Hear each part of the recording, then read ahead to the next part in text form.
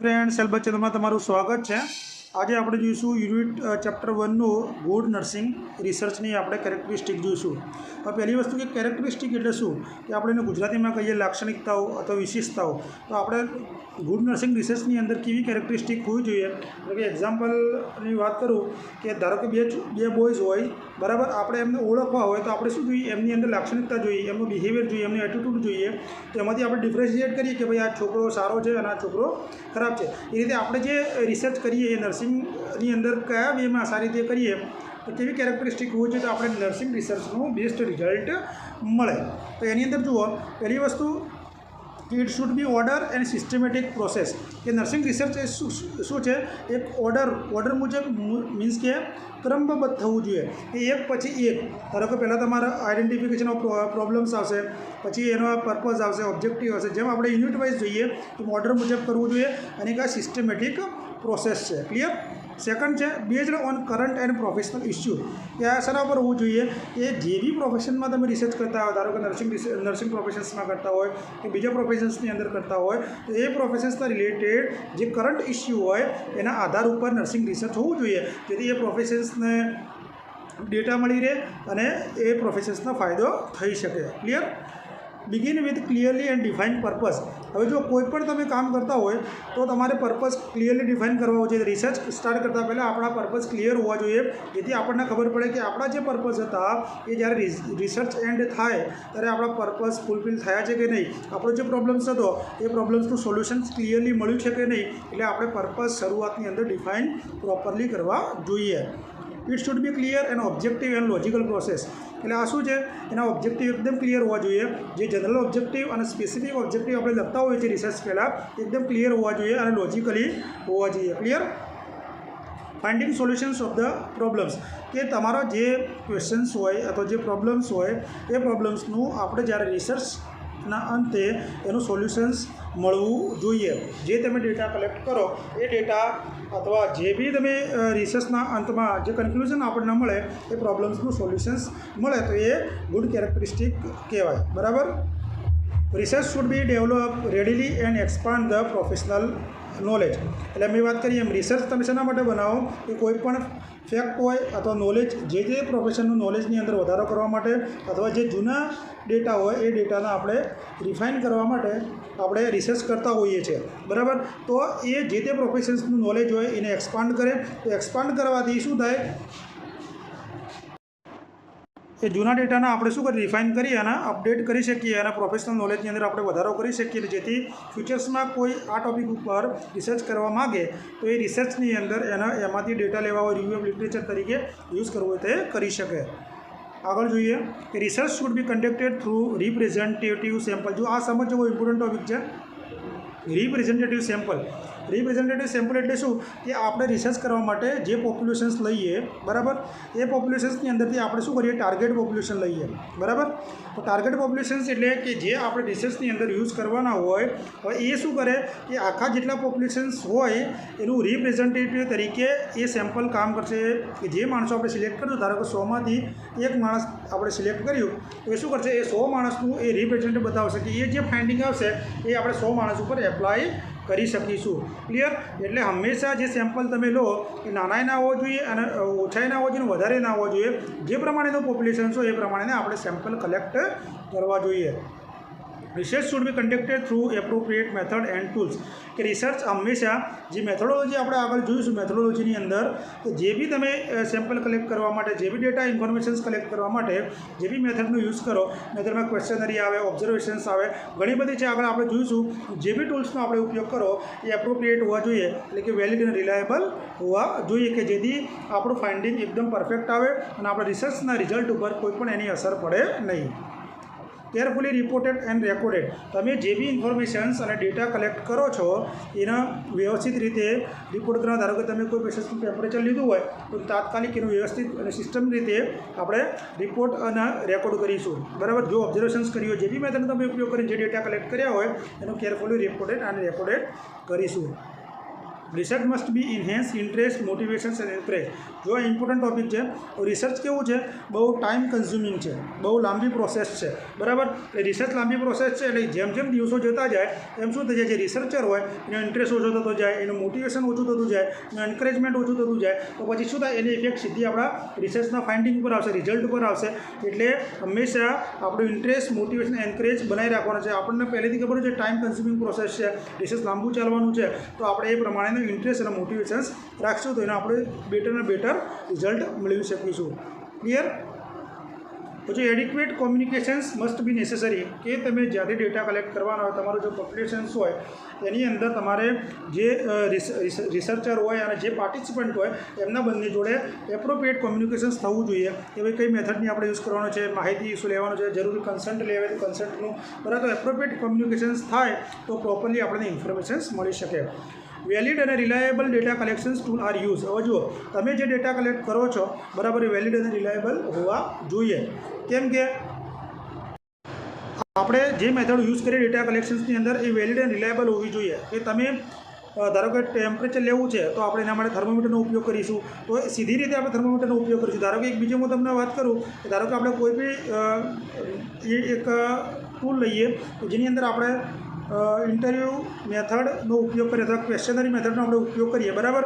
તો જે વસ્તુ ઇઝીલી ઓબ્ઝર્વેશન્સથી પતી જતું હોય અને એમાં તમે ઇન્ટરવ્યૂ મેથડ યા ક્વેશ્ચનરી મેથડનો ઉપયોગ કરો તો એ રિલાયેબલ કહેવાય નહીં. એટલે જે બી તમે ટૂલ્સ અથવા જે બી મેથડનો ઉપયોગ કરો એ વેલિડ, રિલાયેબલ હોવું જોઈએ. આ હતી કેરેક્ટરિસ્ટિક. હવે આપણે જોઈએ નીડ, ઇમ્પોર્ટન્સ અને પર્પઝ ઓફ નર્સિંગ રિસર્ચનું. નીડ, ઇમ્પોર્ટન્સ શું છે, બરાબર. જો આમાં શું છે, આપણે જરૂરી શું છે કે જે આપણું સાયન્ટિફિક નોલેજ હોય એને ડેવલપ કરવાનું અને ડિફાઇન કરવાનું છે. Make a proper professional knowledge for a nurse. કે નર્સ માટે શું છે કે પ્રોફેશનલ નોલેજને પ્રોપરલી ડેવલપ કરવાનું, જે જૂના ડેટા હોય એને રિફાઇન કરીને નવા ડેટામાં અપડેટ કરવાનું, જે એના નર્સિંગ પ્રેક્ટિસની અંદર નર્સ શું કરી શકે, એપ્લાય કરી શકે, જેનાથી આપણે એવિડન્સ બેઝ નર્સિંગ કેર આપી શકો અને ક્વોલિટેટિવ નર્સિંગ કેર આપણે આપી શકો. Provide foundations for evidence base nursing practice. હવે જો આની અંદર એવિડન્સ બેઝ નર્સિંગ પ્રેક્ટિસની અંદર શું થાય, 5 વસ્તુથી આપણે એમાં કરી શકીએ. પહેલાં તમે શું કરો, એવિડન્સ નર્સિંગ બેઝ પ્રેક્ટિસ બહુ ઇમ્પોર્ટન્ટ વસ્તુ છે કે એની અંદર પહેલાં આપણે આસ્ક અ ક્વેશ્ચન કરીશું. શું કરીશું, પહેલાં આપણે એવિડન્સ બેઝની અંદર ક્વોલિટેટિવ કેર કરવા માટે ક્લિનિકલ ફિલ્ડની અંદર આપણે 5 રીતે તમે કરી શકો. પહેલાં આસ્ક અ ક્વેશ્ચન, બરાબર. પછી જે ક્વેશ્ચન પૂછવામાં આવે એને આપણે શું કરીશું, સર્ચ કરીશું, બરાબર. પછી એપ્રેસ કરીશું, એટલે કે એ જે ડેટા હોય એને આપણે એનાલાઇઝ કરીશું.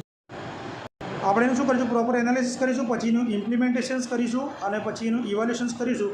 આ 5 સ્ટેપ યાદ રાખવાના છે કે એવિડન્સ બેઝ નર્સિંગ પ્રેક્ટિસની અંદર આપણે ક્વોલિટેટિવ નર્સિંગ કેર આપવા માટે પહેલાં આસ્ક ક્વેશ્ચન્સ, બીજું સર્ચ, ત્રીજું ક્રિટિકલી એપ્રેસ અથવા એપ્રેસ તમે યાદ રાખો, પછી ઇમ્પ્લિમેન્ટેશન્સ અને evaluations. Clear? Help in explanations of knowledge which is essential for the continuity growth of nursing practice.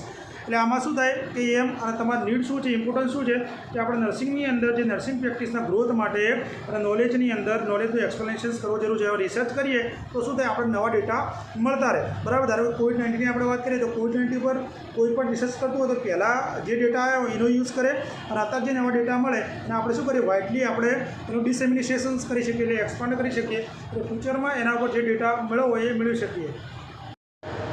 આગળ જોઈએ આપણે કે develop utilization of nursing knowledge. એટલે કે નર્સિંગ નોલેજની અંદર વધારો કરી અને ડેવલપ કરી આપણે શું કરી શકીએ, અલગ અલગ ફિલ્ડ નર્સિંગ પ્રેક્ટિસમાં, નર્સિંગ સ્કૂલની અંદર કે જ્યાં હોય ત્યાં આપણે નર્સિંગ નોલેજની અંદર વધારો કરી શકીએ છીએ, બરાબર. અને define and eliminate old nursing intervention, કે જે આપણા જૂના નર્સિંગ ઇન્ટરવેન્શન્સ હતા લઈને રિફાઇન કરીએ તો એના પછી એ આપણે દૂર કરીને નવું જે અપડેટ આપણા જોડે આવ્યું હોય એ આપણે પેશન્ટ્સ પર એપ્લાય કરીને ક્વોલિટેટિવ નર્સિંગ કેર આપણે આપી શકીએ છીએ. Use modern technology of medical science which will improve the standard of the nursing professions for nursing practice. બરાબર. જે અત્યારે આપણા જોડે અવેલેબલ ટેકનોલોજી હોય, મેડિકલ સાયન્સના રિલેટેડ જે નવી અપડેટેડ ટેકનોલોજી આવી હોય એમાં શું કરીએ, એનો એપ્લાય કરી અને આપણે નર્સિંગ પ્રોફેશન્સની અંદર અથવા નર્સિંગ પ્રેક્ટિસની અંદર આપણે શું કરીએ, આપણા સ્ટાન્ડર્ડ નર્સિંગ સ્ટાન્ડર્ડના તો નર્સિંગ પ્રેક્ટિસની જે સ્ટાન્ડર્ડ હોય એને આપણે ઇમ્પ્રૂવ કરી શકીએ છીએ, બરાબર. હવે enhance the accuracy of nursing practice and nursing administrations. હવે તમે નીડ અને ઇમ્પોર્ટન્સ કેમ જરૂર છે, નર્સિંગ રિસર્ચમાંથી તમે જો નવા ડેટા લો તો એ શું થાય, નર્સિંગ પ્રેક્ટિસની અંદર એક્યુરસી આવી શકે, બરાબર. અને નર્સિંગ એડમિનિસ્ટ્રેશન લેવલને પણ આપણે સ્ટ્રોંગ કરી શકીએ અને ઇમ્પ્રૂવ કરી શકીએ. Develop theory which with the help nursing practice. એટલે મેં વાત કરી હતી કે રિસર્ચના માટે આપણે કરીએ છીએ, એક તો નોલેજ માટે કરીએ અને બીજું જે થિયરી હોય એ થિયરીને આપણે ડેવલપ કરીએ. એના માટે આપણે નર્સિંગ રિસર્ચ અથવા રિસર્ચ કરતા હોઈએ છીએ, જેના મદદથી જે પ્રોબ્લેમ્સ હોય એ સોલ્યુશન્સ અથવા ફેક્ટ અથવા નોલેજ આપણે મેળવી શકીએ છીએ. બરાબર. હવે પ્રોબ્લેમ ફોકસ ઇન નર્સિંગ રિસર્ચની અંદર જો નર્સિંગ રિસર્ચની અંદર કયા કયા પ્રોબ્લેમનો ફેસ આપણે કરવો પડે. એક તો શું હોય કે તમે પૂરા રિસર્ચ દરમિયાન કંટ્રોલ અથવા ડિસિપ્લિન તમે ના રાખી શકો, એ તમને પ્રોબ્લેમનો ફેસ કરવો પડે.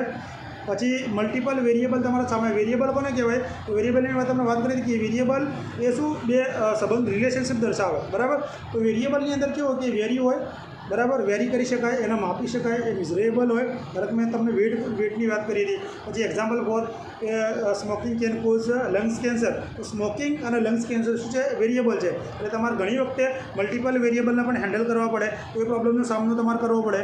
Difficult to control external factor, કે તમે જ્યાં નેચરલ સેટિંગમાં અથવા જ્યાં સેટિંગમાં તમે રિસર્ચ કરતા હોય તો આજુબાજુના જે એક્સટર્નિયસ વેરિયેબલ હોય અથવા જે બીજા ફેક્ટર હોય એનો તમારે સામનો કરવો પડે, જેના કારણે આપણી રિસર્ચ સ્ટડી પર પણ ઇફેક્ટ પડી શકતી હોય છે. Lack of standard tool. તમારા જોડે સ્ટાન્ડર્ડ ટૂલ અવેલેબલ ના હોય, તમે જે મેથડ યુઝ કરતા હોય સ્ટાન્ડર્ડ ના હોય, તો ઘણીવાર એ પ્રોબ્લેમ્સ પણ આપણે ફેસ કરવો પડતો હોય છે. Lack of interest. એટલે મેં તમને વાત કરી કે રિસર્ચ છે એક ટાઈમ કન્ઝ્યુમિંગ પ્રોસેસ છે, કે લાંબા સમયની પ્રોસેસ છે. એટલે જેમ જેમ સમય જાય એમ રિસર્ચનો ઇન્ટરેસ્ટ ઓછો થતો જાય. તો જો રિસર્ચ અંદર ઇન્ટરેસ્ટ ઓછો થાય તો પણ પ્રોબ્લેમનો સામનો કરવો પડે, એના ફાઇન્ડિંગ પર અસર થાય છે. Ethical problems. ઘણીવાર એથિકલ્સ ઇસ્યુ પણ આવી જતા હોય છે. Lack of qualitative research expert. એ ઘણીવાર શું હોય, રિસર્ચ કરવાની અંદર જે એક્સપર્ટ હોય ક્વોલિટેટિવ ના હોય, બરાબર, તો એમના અભાવના કારણે પણ આપણે એમાં સામનો કરવો પડે છે. હવે જો હું નિમોનિકની વાત કરું કે characteristic of good nursing research, mnemonic તમારે યાદ રાખવાની છે ખાસ, કે એની અંદર આપણે શું યાદ રાખશો? ISR MD of CVP. આ રીતે યાદ રાખશો તો પણ તમને યાદ રહી જશે. કે યાદ કરી રીતે રાખવાનું કે ભાઈ MD કરતો માણસ ફર્સ્ટ SRના ફર્સ્ટ યરમાં છે, બરાબર, CVP માટેનો સ્પેશિયાલિસ્ટ છે. ક્લિયર. આ એટલે શું થાય? Informations of data. A informations of data માટે તમારે ખાસ કરીને પ્રાઇમરી સોર્સ બહુ જ ઇમ્પોર્ટન્ટ છે, બરાબર. પછી S for systematic process of scientific study. એ આપણે વાત કરી કે સિસ્ટમેટિક, મેં આગળ સમજાય કે ભાઈ સિસ્ટમેટિક આ પ્રોસેસ છે. પછી રિપ્રેઝેન્ટેટિવ સેમ્પલ, કે જે આપણે ટાર્ગેટ પોપ્યુલેશન્સમાંથી સેમ્પલ લઈએ, શું કરે? આખા પોપ્યુલેશન્સને એ રિપ્રેઝન્ટ કરશે. M ફોર મોટિવેશન્સ, એક્સપર્ટીઝ અને ઇન્ટરેસ્ટ. એટલે કે જે રિસર્ચર શું છે, ટાઈમ કન્ઝ્યુમિંગ છે રિસર્ચ, એટલે આમાં બહુ લાંબો ટાઈમ તો લાગવાનો છે, એટલે રિસર્ચરને મોટિવેટ, એક્સપર્ટીઝ અને ઇન્ટરેસ્ટવાળો હોવો જોઈએ, બરાબર. પછી MD મતલબ ડિસેમિનેટિવ ફાઇન્ડિંગ. એટલે તમે જે રિસર્ચનું ફાઇન્ડિંગ લાવો, તમે જે પ્રોબ્લેમ્સનું સોલ્યુશન્સ લાવો, એ આપણા આખા પોપ્યુલેશન્સની અંદર જનરલાઇઝ કરી શકીએ, બરાબર. અને તો એને આપણે શું કહીશું? ડિસેમિનેશન્સ ફાઇન્ડિંગ, બરાબર. પછી outcome. MD of for out caring activity patiently. એટલે આખું રિસર્ચ કેવું છે? ટાઈમ કન્ઝ્યુમિંગ છે, લાંબો સમય લેવાનો છે. એટલે રિસર્ચમાં તમે સિસ્ટમેટિક જવાનું છે, સ્ટેપ બાય સ્ટેપ, બહુ સ્લોલી અને પેશન્સ રાખીને આપણે એમાં સ્ટેપ બાય સ્ટેપ આપણે એની અંદર જઈશું. પછી આપણે લઈએ F, બરાબર. F for finding solution of problem. જે તમારો પ્રોબ્લેમ્સ હોય એનું સોલ્યુશન્સ પરફેક્ટલી મળે છે કે નહીં, તમે જે આખું રિસર્ચ કરો છો, તમારા જે પર્પઝ હતા એ પર્પઝ ફૂલફિલ થાય છે કે નહીં, એ આપણે ફાઇન્ડિંગ ઓફ સોલ્યુશન્સ ઉપરથી આપણને ખ્યાલ આવી જશે. C for current issue. તમે જે રિસર્ચનો ટોપિક કવર કરો છો એ આપણા કરંટ પ્રોફેશન્સના ઇસ્યુ પ્રમાણે હોવો જોઈએ, કે જેથી ડેટા અપડેટ થઈ શકે, ડેટા નોલેજની અંદર વધારો થઈ શકે અને આપણા પોપ્યુલેશન્સ ઉપર આપણે શું કરીએ? જનરેશન્સ કરી શકીએ. V for valid and reliable tools. તમે જે યુઝ કરતા હોય રિલાયબલ હોવા જોઈએ અને વેલિડ હોવા જોઈએ, જેની મેં તમને ચર્ચા કરી લીધી. P four professional knowledge of પ્રેક્ટિસમાં વધારો થતો હોવો જોઈએ. તો તમારે યાદ રાખવાનું છે આનું નિમોનિક્સમાં કેરેક્ટરિસ્ટિક ઓફ ગુડ નર્સિંગ રિસર્ચમાં એ first SR MD of CVP. Okay, ચલો હવે ડિટેલ્સની અંદર આપણે જોઈએ. Thank you.